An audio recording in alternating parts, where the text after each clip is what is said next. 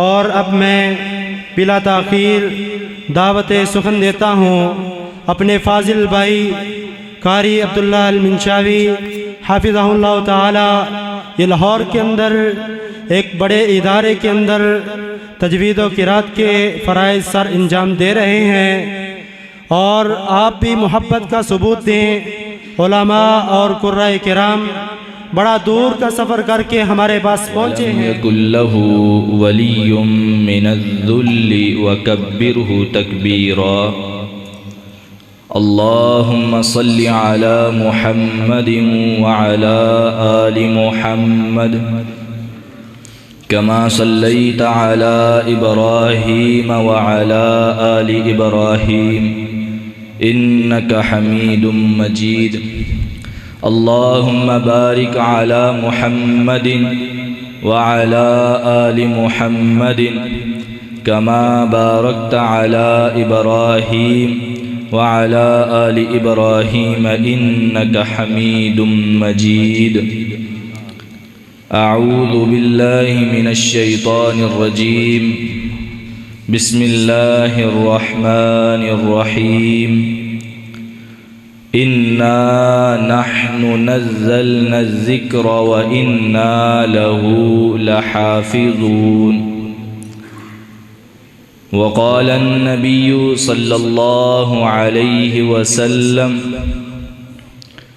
خيركم من تعلم القرآن وعلمه، أو كما قال النبي صلى الله عليه وسلم۔ سامعین محترم، تمام قسم کی حمد و ثنا اللہ رب العالمین کی ذات پاک کے لیے خاص ہے کہ جس اللہ رب العالمین نے ہم سب کو انسان بھی بنایا، مسلمان بھی بنایا۔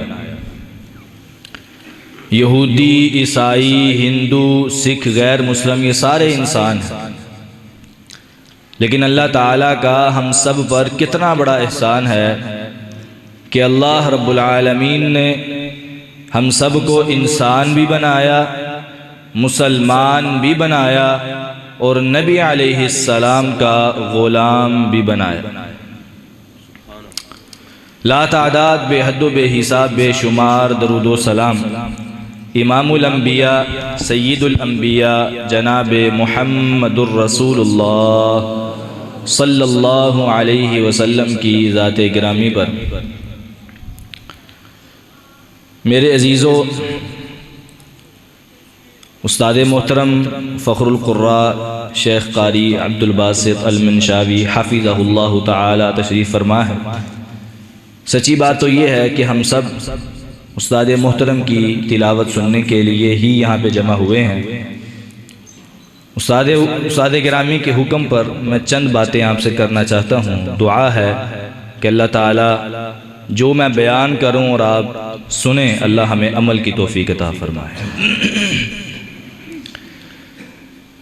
اب ماشاءاللہ بڑی سردی میں مسجد میں جمع ہوئے ہیں، ایک حدیث سن لیں، انشاءاللہ ایمان تازہ ہو جائے گا۔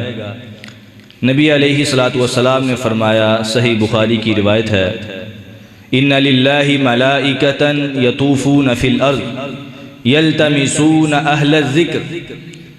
اللہ تعالیٰ کے چند فرشتے صرف اس کام کے لیے مامور ہیں کہ وہ زمین میں چل رہے ہوتے ہیں، اور زمین میں وہ جا کر صرف اہل الذکر یعنی ذکر والوں کی مجلس کو تلاش کرتے ہیں۔ وہ کون سی ایسی مجلس ہے جہاں پہ اللہ کا ذکر ہو رہا ہے، قرآن پاک کو پڑھا جا رہا ہے۔ میں نے آیت پڑھی، انا نحن نزلنا الذکر، قرآن پاک بھی کیا ہے؟ ذکر ہے۔ قرآن پاک پڑھا جا رہا ہے، اللہ تعالیٰ کا ذکر ہو رہا ہے۔ وہ سارے کے سارے فرشتوں کی ایک جماعت وہ ڈھونڈ رہی ہوتی ہے کہ کون سی ایسی جماعت ہے، کون سے ایسے لوگ ہیں جو بیٹھ کر صرف اپنے رب کو یاد کر رہے ہیں، قرآن پاک کی تلاوت کر رہے ہیں۔ فرشتے جاتے ہیں، ان کو ایک قوم ملتی ہے، کچھ لوگ ملتے ہیں جو مجلس لگا کے بیٹھے ہیں، مسجد کے اندر بیٹھے ہیں، اللہ تعالیٰ کی باتیں کر رہے ہیں۔ فرشتے جا کے وہاں پہ بیٹھ جاتے ہیں اور دوسرے فرشتوں کو بھی آواز دیتے ہیں، ہلموا الی حاجتکم، اور جس چیز کا تمہیں انتظار تھا آ جاؤ، ہمیں وہ چیز مل گئی ہے۔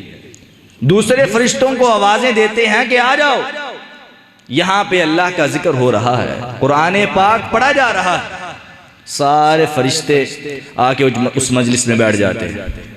مجلس ختم ہوتی ہے، وہ سارے کے سارے فرشتے اللہ کے پاس جاتے ہیں۔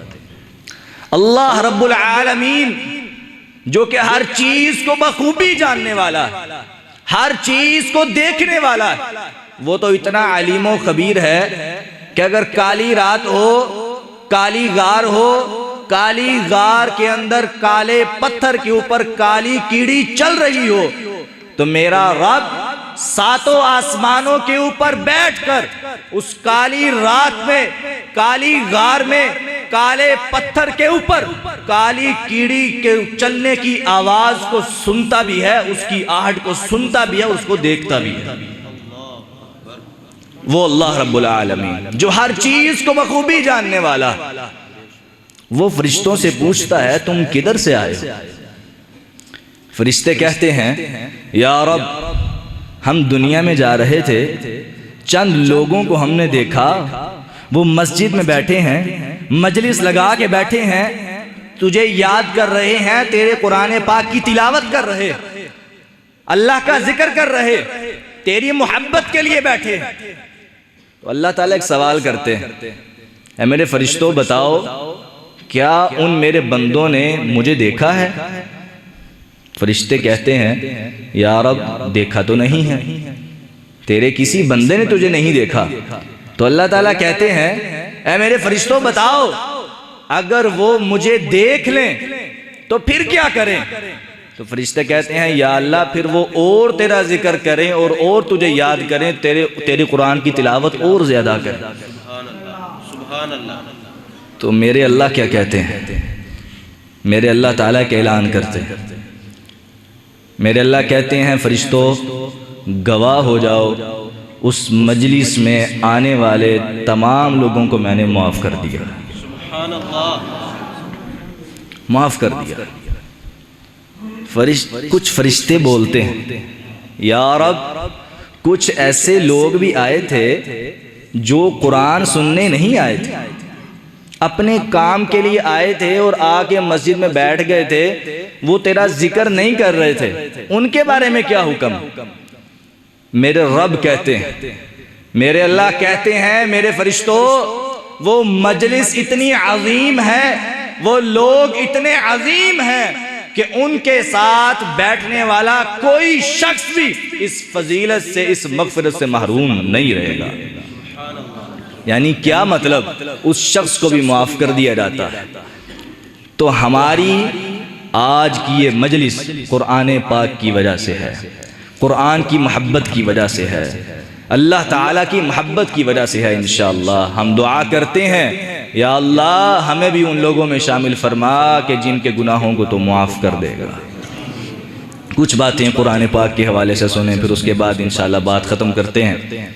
قرآن اللہ کا کلام ہے، قرآن اللہ کا کلام ہے۔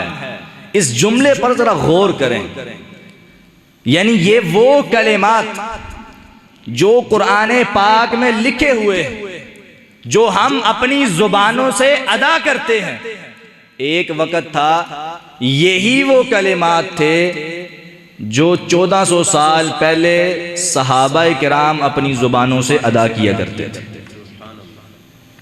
اور اس سے بھی پہلے ایک وقت تھا کہ جب صحابہ کرام رضوان اللہ علیہم اجمعین سے بھی پہلے ہمارے پیارے نبی جناب محمد الرسول اللہ صلی اللہ علیہ وسلم نے بھی انہی الفاظ کو اپنی زبان نبوت سے ادا کیا ہوا۔ آج ہماری خوش قسمتی دیکھیں کتنی بڑی، ہماری خوش قسمتی دیکھیں کہ آج ہماری زبانوں پر وہ کلمات، وہ الفاظ ادا ہو رہے ہیں جو ہمارے پیارے نبی ادا کیا کرتے تھے۔ میری کیا اوقات ہے، میں کہاں اور دو جہانوں کے سردار کہاں، میری کیا اوقات ہے، کیا حیثیت ہے، لیکن آج میرے رب نے مجھے یہ مقام دیا کہ میں اس کی رحمت کی وجہ سے وہ کلمات اپنی زبان سے ادا کر رہا ہوں جو دو جہانوں کے سردار محمد الرسول اللہ نے ادا کیے ہوئے صلی اللہ علیہ وسلم۔ بہت بڑی فضیلت کے مقام۔ تو اس سے بھی پہلے یہ وہی کلمات ہیں جو جناب جبرائیل علیہ السلام نے بھی ادا کیے ہوئے، اور پھر جبرائیل علیہ السلام سے پہلے پوری کائنات کے مالک، پوری مخلوقات کو پیدا کرنے والے رب نے بھی انہی کلمات کو ادا کیا ہوا ہے، پڑھا ہوا۔ اللہ تعالیٰ نے بھی انہی کلمات کو پڑھا ہوا، تلاوت کیا ہوا۔ قرآن پاک میں اللہ کہتے ہیں وَرَتَّلْنَاهُ تَرْتِيلًا، ہم نے بھی اس قرآن پاک کو ترتیل سے پڑھا ہے۔ تو آج ہماری خوش قسمتی یہ ہے کہ ہم قرآن پاک کو پڑھتے ہیں۔ اللہ تعالی ہمیں قرآن پاک کو اس طرح پڑھنے کی توفیق دے جس طرح یہ نازل ہوا ہے۔ نبی علیہ السلام نے فرمایا تھا ان اللہ تعالی یحب ان یقرأ القرآن کما انزل او کما قال، کہا اللہ تعالی پسند کرتا ہے کہ قرآن پاک اس طرح پڑھا جائے جس طرح نازل ہوا ہے۔ تو آج ہمیں اس چیز کی کوشش کرنی چاہیے، اس کو معمولی نہ سمجھیں۔ ایک چھوٹی سی بات کرنا چاہتا ہوں، ہمارے ہاں یہ ایک معاشرے کا اصول ہے، رواج ہے کہ اللہ تعالیٰ نے کسی پر رحمت کی ہے نا، کسی کو بیٹے عطا کیے ہیں، تو جو سب سے ذہین بچہ ہے اس کے بارے میں ماں باپ کیا کہتے ہیں، اس کو میں نے ڈاکٹر بنانا ہے، انجینئر بنانا ہے، اس کو میں نے جو ہے نا وہ پروفیسر بنانا ہے۔ ایسا ہی ہوتا ہے۔ اور جو بیچارہ سکول کی تعلیم میں نہیں چل سکتا، سیدھا سادہ سا ہے، اس کو کہتے ہیں چلو انہوں مدرسے پا دے، یہ ساڑھے قابو نہیں ہوندہ۔ ایسا ہی ہے نا۔ اب میں تھوڑا سا مقابلہ کرنا چاہتا ہوں، آپ میری طرف تھوڑی سی توجہ رکھیے گا، تھوڑا سا مقابلہ کرنا چاہتے ہیں۔ ایک وہ بچہ جو سکول میں جا رہا ہے، ماں باپ نے اس کو ذہین سمجھا، قابل سمجھا، سکول میں بھیجا، کالج میں بھیجا، یونیورسٹی میں بھیجا، کہا کہ یہ بڑا ہوگا، ڈاکٹر بنے گا اور میرا مستقبل بنے گا، اس کو سکول میں بھیج دیا، اور جو دوسرا تھا اس کو مدرسے میں بھیج دیا۔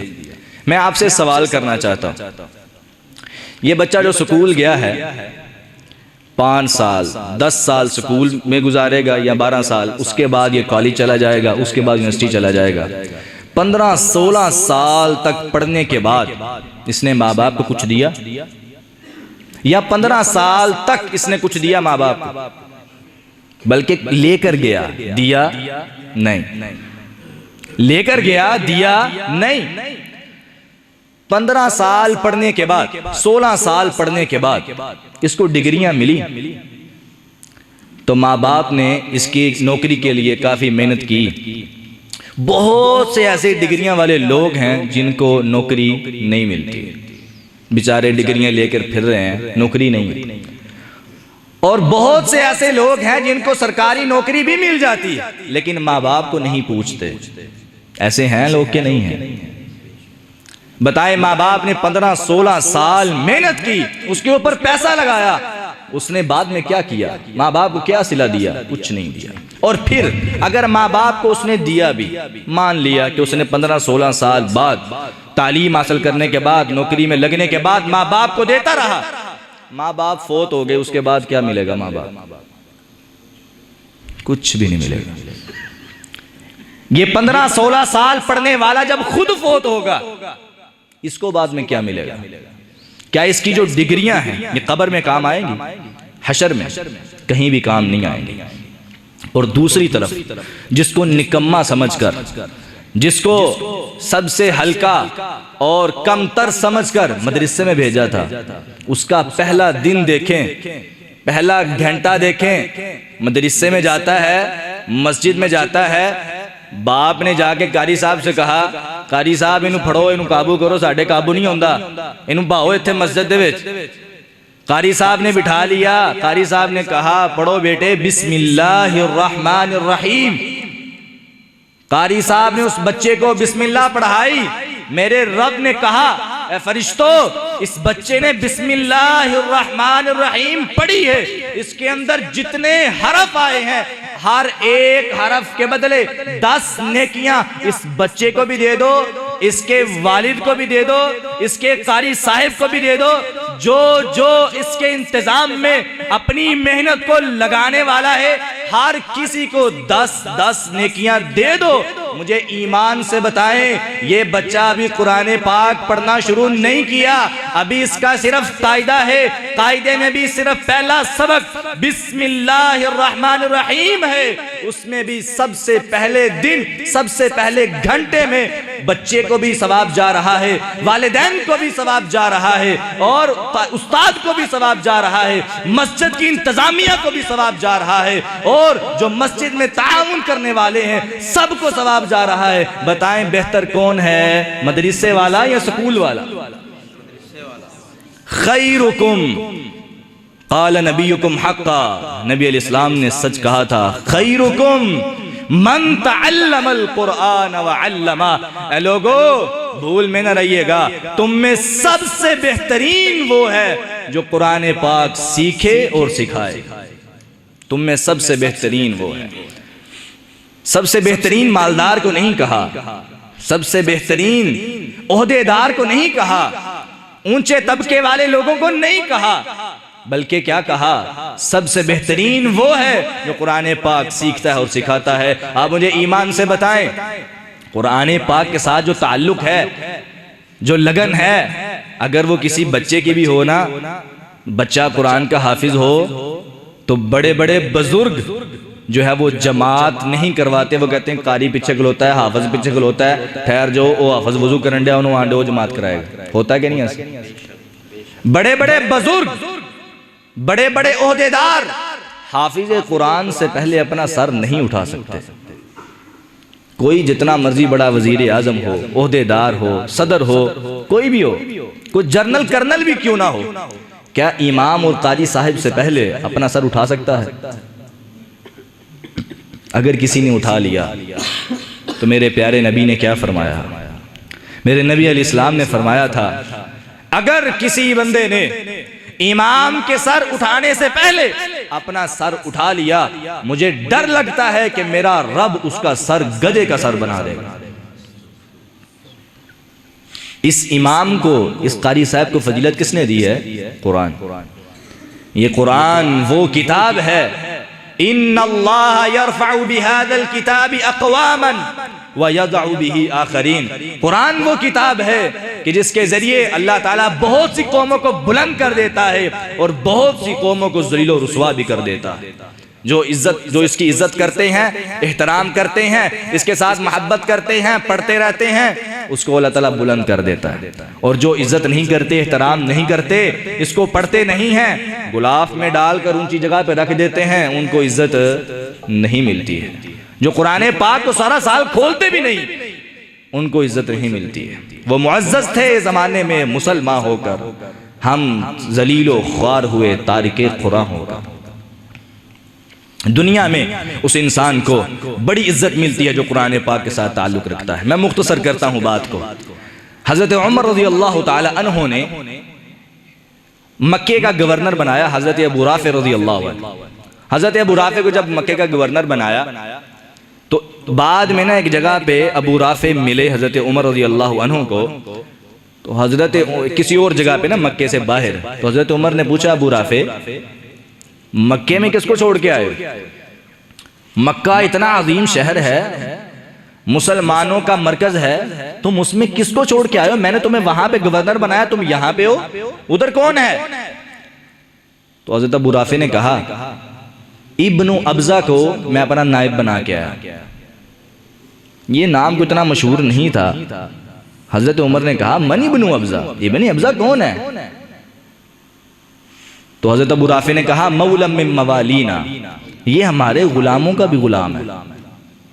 حضرت عمر جلال میں آگئے، ابو رافع کیا ہو گیا تجھے؟ اتنا بڑا شہر مسلمانوں کا مرکز، اس میں تم ایک غلاموں کے غلام کو گورنر بنا کے آگئے، یہ تم نے کیا کیا؟ تو حضرت ابو رافع نے کیا کہا میں نے پورے مکہ میں نظر دوڑائی، مجھے ابن ابزہ جیسا قرآن پاک کو پڑھنے والا کوئی نہیں ملا۔ انہو قارئ للقرآن وعالم بالفرائض، میں نے پورے مکہ میں دیکھا، مجھے سب سے زیادہ بہترین قرآن پڑھنے والا اگر کوئی نظر آیا تو ابن ابزہ تھا، میں اس وجہ سے اس کو مکے کا گورنر بنا کے آیا۔ آپ مجھے ایمان سے بتائیں قرآن عزت دیتا ہے کہ نہیں؟ بتائیں عزت دیتا ہے کہ نہیں؟ دیتا ہے۔ دنیا میں قرآن عزت دیتا ہے، قبر کے اندر جب انسان چلا جاتا ہے، مختصر کرتا ہوں، قبر کے اندر جب انسان چلا جاتا ہے تو انسان کے نا گناہ ہو جاتے ہیں، بسا اوقات انسان گناہوں کا پتلا ہے، گناہ کر جاتا ہے، تو گناہوں کی وجہ سے نا انسان اگر موحد بھی ہوگا نا تو پھر بھی کچھ گناہوں کی وجہ سے عذاب قبر کے اندر آ جائے گا۔ سلسلہ حدیث صحیحہ کی روایت ہے، سب سے پہلے اگر انسان لیٹا ہو تو سب سے پہلے عذاب جو ہے وہ پاؤں کی طرف سے آئے گا۔ جب پاؤں کی طرف سے عذاب آئے گا نا تو دفعتہ مشیہ الی المساجد، ایک نیکی آ جائے گا۔ غور سے سنیے گا، بڑی پیاری حدیث ہے۔ جب انسان قبر میں لیٹا ہے، عذاب آ گیا ہے، پاؤں کی طرف سے عذاب آیا ہے، ایک نیکی آ گئی ہے، سامنے عذاب کے اور بندے کے درمیان رکاوٹ بن گئی ہے، وہ نیکی کون سی ہے؟ دفعتہ مشیہ الی المساجد، یہ وہ بندہ ہے جو سردیوں کی راتوں میں، گرمیوں کے دنوں میں مسجد کی طرف چل کر جایا کرتا تھا۔ وہ جو مسجد کی طرف چل کر جانے والے قدموں والی نیکی جو ہے وہ سامنے آئے اور اللہ سے کہے گی یا رب یہ وہ قدم ہیں جن کے ساتھ یہ مسجد کی طرف چل کر جایا کرتا تھا، آج قدموں پر عذاب ہو، ایسا نہیں ہوگا، میں عذاب نہیں ہونے دوں گی۔ حدیث ہے وہ عذاب ٹال دیا جائے، جب قدموں کی طرف سے عذاب ٹال دیا گیا، عذاب آگے آ جائے، ہاتھوں کی طرف سے آئے، دفعتہ الصدقہ۔ سلسلہ حدیث صحیحہ کی روایت ہے، نبی علیہ السلام نے فرمایا ان ہاتھوں کے ساتھ جو اس نے اللہ کی راہ میں صدقہ کیا ہوگا، مال خرچ کیا ہوگا، وہ نیکی سامنے آ جائے۔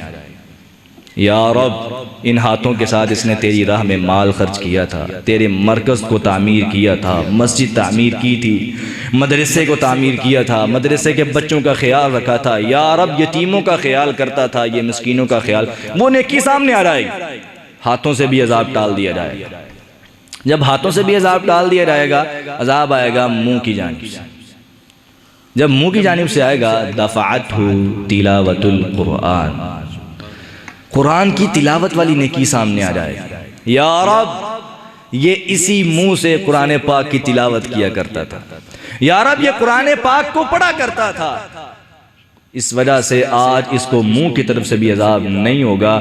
جب وہ نیکی آ کے اللہ تعالیٰ سے سفارش کرے گی، اللہ تعالیٰ اس انسان سے عذاب کو ٹال دے گا، وہ انسان عذاب سے بچ جائے گا۔ نبی علیہ السلام نے فرمایا تھا نا کہ رات کو سونے سے پہلے سورۃ الملک کی تلاوت کیا کرو، اللہ تعالیٰ تمہیں قبر کے عذاب سے بچا لے گا۔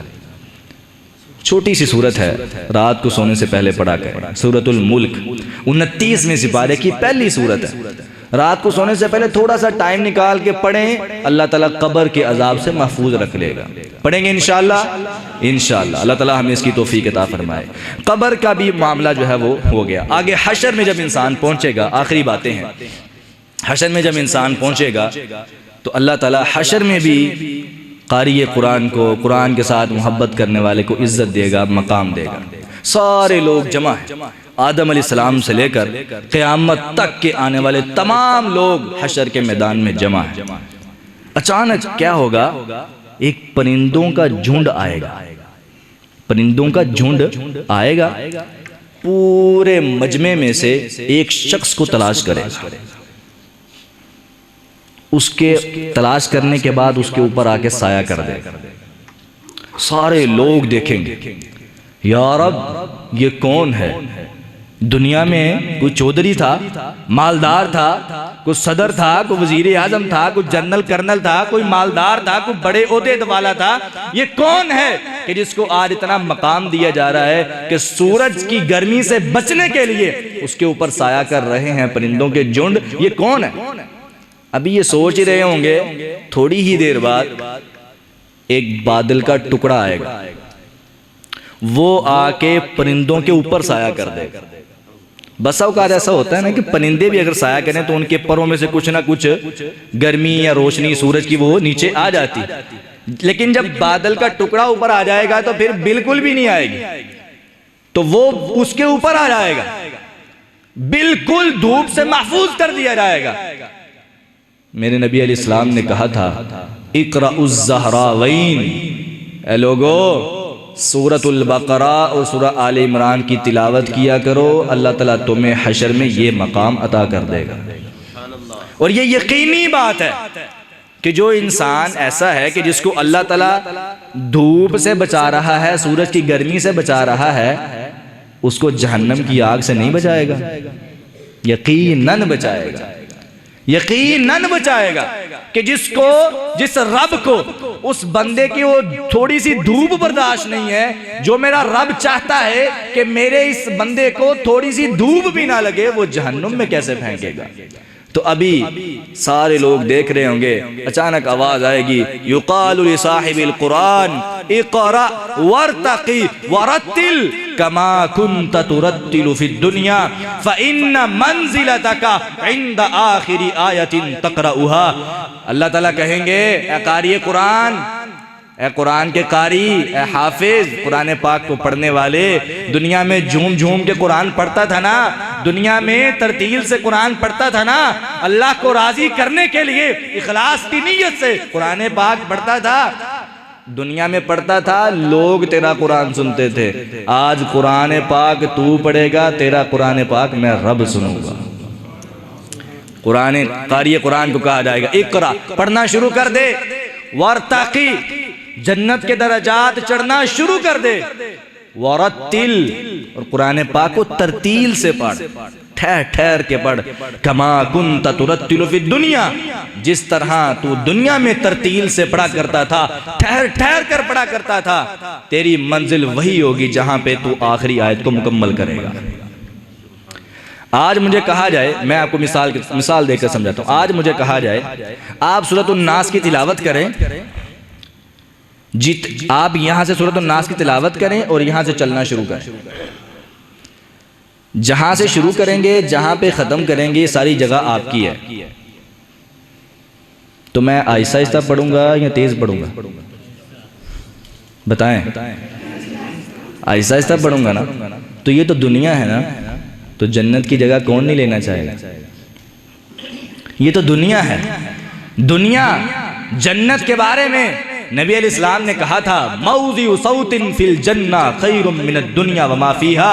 اے لوگو، پوری دنیا، عرب بھی، عجم بھی، امریکہ بھی، افریقہ بھی، پہاڑ بھی، دریا بھی، سمندر بھی، صحرا بھی، پوری دنیا ایک طرف، جنت کا ایک گز کا ٹکڑا ایک طرف. اگر تم پوری دنیا اور دنیا میں جو کچھ ہے سارا کچھ لے کر اپنے رب کے پاس چلے جاؤ اور کہو یا رب سارا کچھ ہم سے لے لو، جنت کا ایک گز کا ٹکڑا دے دو، پھر بھی وہ تمہیں نہیں ملے گا. وہاں پہ اگر جنت کے اندر پورے زیادہ سے زیادہ درجات چاہتے ہو، بلند درجے چاہتے ہو، قرآن سے محبت کر لو، پیار کر لو، عقیدت کر لو، اللہ تمہیں جنت کے درجات عطا کر دے گا. تو اللہ تعالی ہمیں قرآن پاک کے ساتھ محبت کرنے، عقیدت کرنے کی توفیق عطا فرمائے.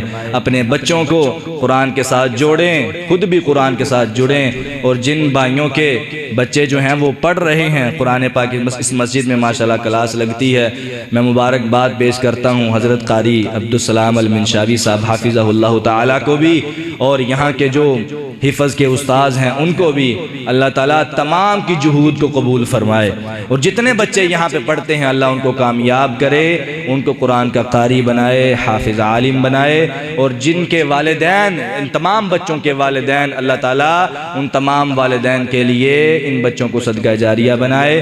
جن بھائیوں نے ابھی تک بچوں کو قرآن کی طرف نہیں لگایا میں ان سے گزارش کرتا ہوں کہ لگائیں، یہی آپ کے لیے اصل صدقہ جاریہ ہیں، دنیا میں بھی فائدہ دیں گے، آخرت میں بھی فائدہ دیں گے۔ دنیاوی تعلیم جو ہے وہ ضروری ہے، اس کو بھی ساتھ ساتھ دلوائیں، لیکن جتنی زیادہ ضروری دینی تعلیم ہے اتنی دنیاوی نہیں ہے۔ دنیاوی تعلیم حاصل نہیں کریں گے گزارا ہو سکتا ہے، دینی تعلیم حاصل نہیں کریں گے دنیا بھی خسارے میں ہے، آخرت بھی خسارے میں ہے۔ اللہ تعالی ہمیں قرآن پاک کے ساتھ محبت کرنے، عقیدت کرنے کی توفیق عطا فرمائے۔ وآخر دعوانا الحمدللہ رب العالمین۔